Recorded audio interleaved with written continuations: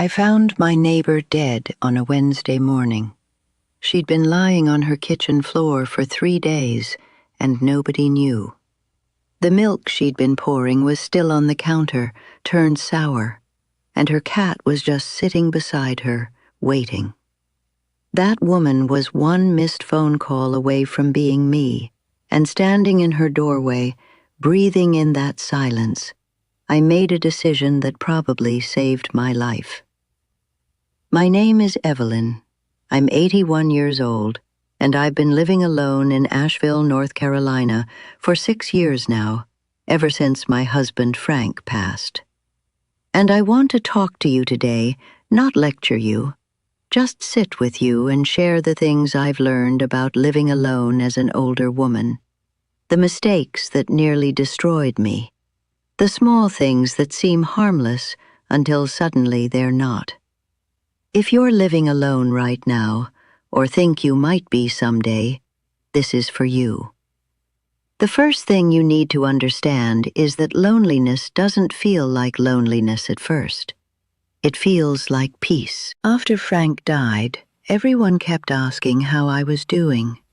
And honestly, for the first few months, I felt something I didn't expect. Relief. Not because I didn't love Frank, Lord knows I did, 46 years worth, but because the house was finally quiet. No one needed anything from me. No medications to manage, no doctor's appointments to schedule, no meals on someone else's timetable. Just me and the stillness. And it was beautiful. For about 3 months. Then the silence started to rot. That's the only word I can use. It rotted. The quiet that felt peaceful started feeling heavy, then suffocating. I realized I'd gone 5 days without hearing my own voice. 5 days. I finally spoke out loud just to test if it still worked, and it came out scratchy, like a door that hadn't been opened in too long. That's when I understood something terrifying. You can get used to anything, even disappearing. You stop calling people because you don't want to bother them. You stop going out because getting dressed feels like too much work. You stop answering the phone because conversations exhaust you.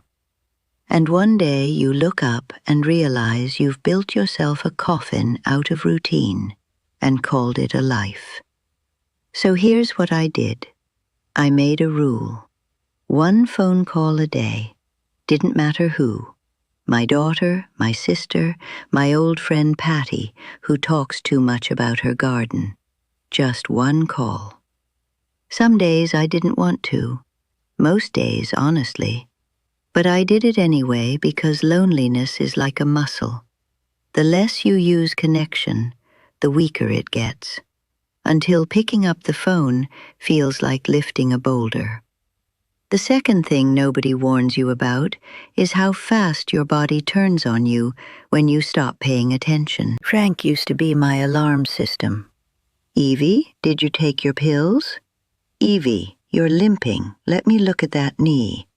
Evie, you haven't eaten anything real today. I used to roll my eyes at him. Now I'd give anything to hear that nagging voice one more time. 6 months after he died, I fainted in the bathroom. Just went down. Woke up on the tile floor with a bruise the size of a grapefruit on my hip, and no idea how long I'd been lying there. Could have been 10 minutes. Could have been 2 hours. Turned out my blood sugar had been crashing for weeks because I'd been eating like a college kid. Toast, crackers, whatever didn't require effort. Hadn't seen my doctor in almost a year. That fall changed everything. Not because it hurt, though it did, but because I lay on that cold floor and thought, this is how they'll find me, just like Helen. Helen was my neighbor, the one I told you about, and I wasn't ready for that. Not yet. So I got one of those medical alert necklaces. Felt ridiculous at first, like wearing a sign that says, I'm old and breakable. But you know what? Pride doesn't call 911. That little button does. I also started writing everything down. Every appointment, every medication, every refill date. Taped it all to the refrigerator where I could see it every single morning. Is it glamorous? No. But I'm still here, so I'll take function over fashion. The third thing is that your house will become a trap if you let it. Frank and I bought our house in 1978, raised 3 children in it. Every scratch on the door frame is a growth chart. Every stain on the carpet tells a story. But after he died, the house didn't feel like a home anymore. It felt like a museum I was locked inside of. The gutters needed cleaning. The porch railing was loose. The basement leaked every time it rained hard. I'd walk past these problems every single day like they were invisible. My son Kevin drove down from Charlotte one Sunday and nearly put his foot through the back steps. He looked at me like I'd lost my mind. "Mom, how long has this been like this?" 8 months. 8 months I'd been stepping over a rotting stair because I didn't know how to fix it and was too proud to ask for help. Here's what I wish someone had told me sooner. There is absolutely nothing noble about struggling alone in a house that's crumbling around you. I hired a handyman. Comes every other week for small jobs. Best money I've ever spent. Not because the house is perfect now, but because I stopped dreading my own home. Some women I know have downsized, moved into smaller condos or those retirement communities. I thought about it. Still do some days. But for now, I've found a middle ground. Keep the house, get the help. No shame in it. The fourth thing, and this one nearly broke me, is losing your reason to get out of bed. After Frank died, after I stopped working at the insurance office, after the kids scattered off to Charlotte and Raleigh and one all the way to Portland, I woke up one Tuesday morning and thought, why? Not in a dark way, not like I wanted to end things, just a genuine, honest question. Why am I getting up? Who needs me today? What am I doing that matters to anyone? The answer was nothing. And that nothing sat on my chest like a stone. For weeks I'd get up, sit in Frank's old recliner, watch television I didn't care about, eat food I couldn't taste, and go to bed. Repeat. The days blurred together so badly that I once drove to church on a Saturday morning, dressed and ready, sat in the parking lot for 10 minutes before I checked the date and realized it was the wrong day entirely. I just sat there in my car and laughed. Then I cried. Then I drove home. That's when I knew something had to change. I started volunteering at Claxton Elementary, the school 2 blocks from my house, just reading to the little ones, first graders mostly. They don't care that I'm 81. They don't care that my hands shake when I hold the book, or that I read slower than their teacher does. They just scoot their little chairs closer and listen with those big eyes. And for that 1 hour, 3 mornings a week, I matter to someone. That's all I needed. Not some grand calling, not a mission statement, just proof that I still exist in someone's world. The fifth thing is about money, and I need to be direct with you because nobody else will be. Frank handled everything. Every bill, every bank account, every investment decision. I didn't even know the name of our mortgage company. When he died, I drowned in paper. Found stacks of unopened mail he'd been hiding. Accounts I had no idea existed. A life insurance policy that still listed his first wife as the beneficiary. They'd been divorced 30 years. That mess took a lawyer and 4 months to untangle. If you are married right now and your spouse handles the finances, I am begging you, learn where everything is. Not next month, not when things settle down, now, today. Because he takes care of it is only a plan until he can't anymore. And when that day comes, and it will, you need to know what you have, what you owe, and where every single document lives. I'm no financial expert. I can barely work my cell phone half the time.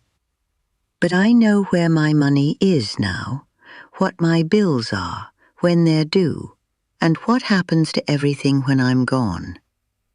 That knowledge isn't just practical, it's power. The kind of power that lets you sleep at night. The 6th thing is about grief and how it hides itself inside other feelings. I didn't cry when Frank died. Not at the funeral, not in the weeks after. Everyone told me I was so strong. But I wasn't strong. I was frozen. The grief didn't reach me for almost a year. And when it finally did, it didn't show up as sadness. It showed up as rage. I was furious. At Frank for leaving me. At God for letting him go. At my children for not calling enough. At the neighbor's dog for barking every morning at 6. I snapped at everyone. The checkout girl at Harris Teeter. My daughter on the phone. My own doctor during a routine appointment. I became someone I didn't recognize in the mirror. My sister Jean finally drove over from Knoxville, sat me down at the kitchen table, and said something I'll never forget. Evie, you're not angry, you're broken-hearted, and you have to stop pretending you're fine when you're falling apart. She was right. I started seeing a counselor. At 79 years old, first time I ever sat in a therapist's office, felt absurd, felt like admitting defeat. But that woman didn't save my life in some dramatic movie way. She just gave me a place to say the things I couldn't say out loud to anyone else. That I missed Frank so much it felt like a physical wound. That I was terrified of dying alone. That some mornings the only reason I got out of bed was because the cat was meowing for food. If you're grieving and you think you're handling it fine because you haven't cried, listen to me carefully. You might not be fine at all. Grief is sneaky. It doesn't always look like tears. Sometimes it looks like anger. Sometimes it looks like exhaustion. Sometimes it looks like eating crackers for dinner and calling it a meal. Pay attention. The 7th thing is the simplest one, I'll tell you, and the hardest one to actually do. Let people help you. I was raised by Depression-era parents. Handle it yourself. Don't be a burden. Figure it out. So when Frank died, that's exactly what I tried to do. Mowed my own lawn at 78 until I threw out my back and spent 3 days on the couch. Drove myself to appointments when I could barely see the road through my cataracts. Carried grocery bags I had absolutely no business lifting because I refused to make 2 trips. My daughter Marlene finally lost her patience. She showed up one Saturday morning, looked me dead in the eye, and said, "Mom, letting people help you doesn't mean you're giving up.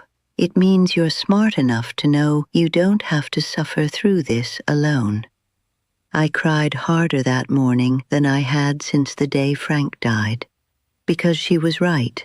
I'd spent so long proving I didn't need anyone that I'd completely missed the point. I had people who wanted to be there for me. I just had to stop pushing them away. So now my son handles the yard when he visits. Marlene takes me to the important doctor's appointments. My neighbor's teenage daughter picks up my groceries on her way home from school on Fridays, and I let them. Not because I can't manage on my own, I probably could, most of it, but because letting people in isn't weakness. It's the smartest thing I've ever done. Just took me 80 years to figure that out. I'll leave you with this. Living alone as an older woman isn't what anyone prepares you for. It's harder in ways nobody talks about, and sweeter in ways nobody expects. I drink my coffee in perfect silence every morning, and I love it. I read mystery novels until 2 in the morning because there's no one to tell me to turn the light off. I eat pecan pie for breakfast on Saturdays because I earn that right. But I also know what's lurking if I stop paying attention. The slow, quiet slide into isolation.